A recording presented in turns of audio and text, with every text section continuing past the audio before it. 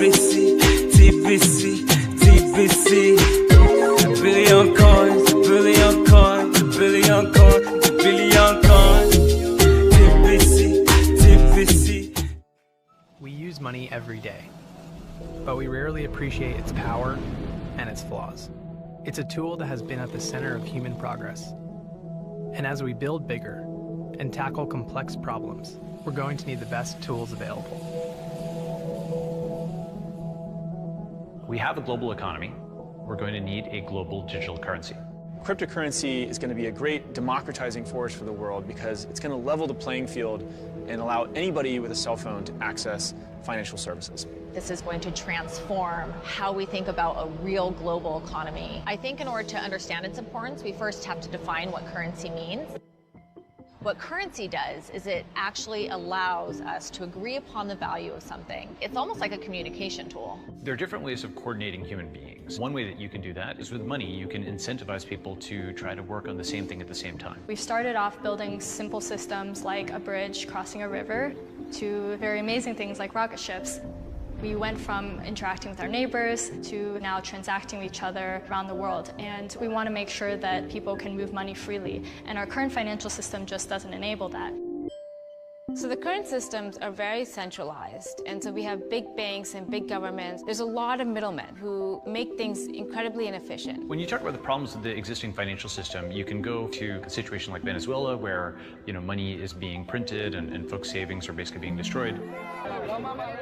The value of their wealth has been completely eroded. I think a lot of us in the United States sort of take this idea for granted that someone gives us money, it'll be in our bank account, and it's not going to disappear or be taken away from us. And that's really a luxury that many people in the world don't have at all. There are about 1.8 billion people in the world today who have a cell phone but don't have access to any financial services. And what's really powerful about cryptocurrency is that it lets anybody, if you just have a smartphone and internet connection, participate in the global economy. What cryptocurrency does is takes the stability that we have and gives it to the rest of the world.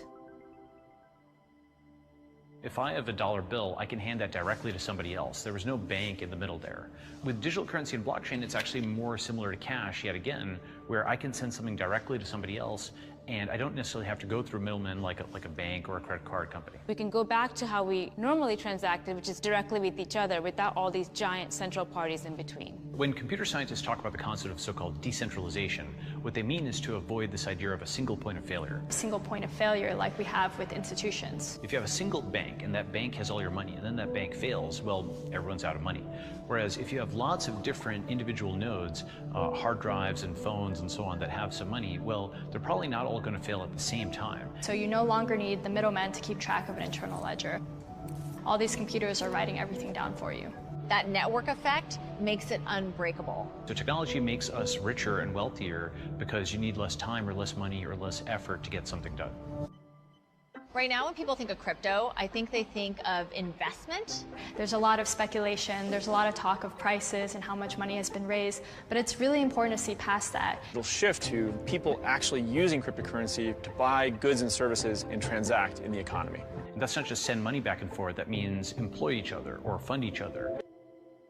A more global economy is important because there is talent everywhere, but opportunity is not evenly distributed. In a world where this technology is fully adopted, it won't matter what country you're born in. All that will matter is that you have a mobile phone and internet connection, and you have skills and knowledge to learn, and you can contribute to the global economy. You can benefit from the world, and the world can benefit from you.